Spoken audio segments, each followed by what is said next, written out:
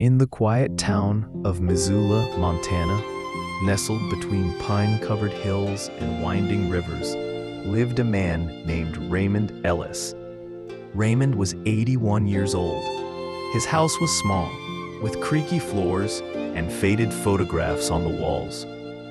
He spent most of his days in a worn-out recliner by the window, watching the wind move through the trees like memories he couldn't quite hold on to.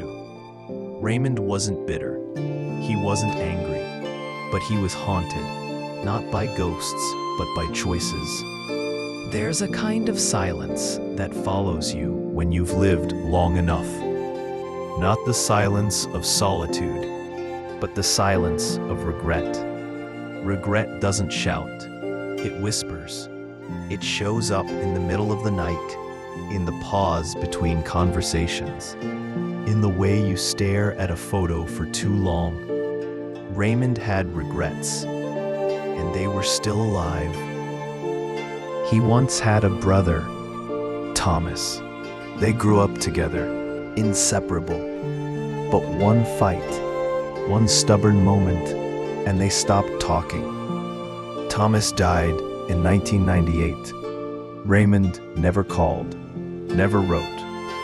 He still keeps a letter in his drawer, unsent, yellowed, folded too many times.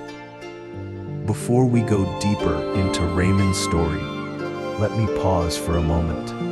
I'm Silas Reed, and this is The Silent House, a channel where we explore the emotional landscapes of older men, especially those whose stories have gone unheard. If this story resonates with you or reminds you of someone you care about, please like this video, leave a comment, subscribe to the channel, and tap the bell icon. Your support helps me keep telling these stories that matter.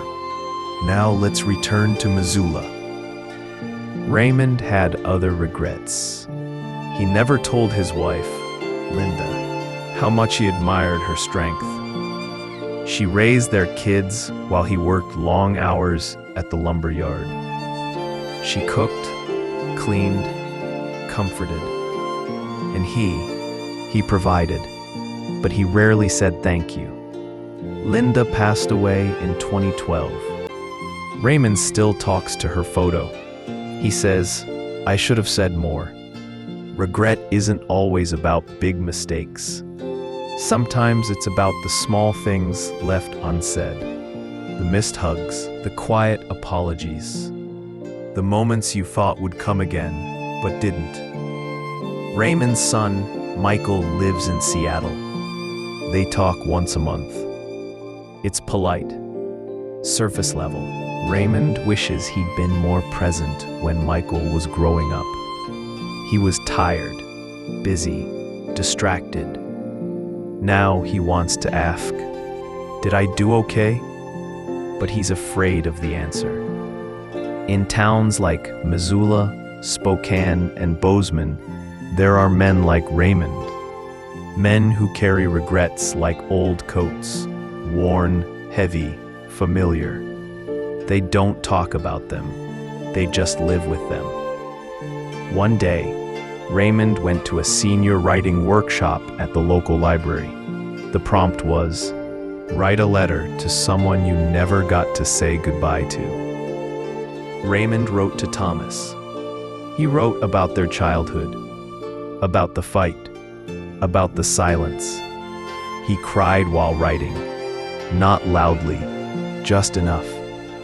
He didn't send the letter, but he read it aloud to the group. And someone said, that was brave.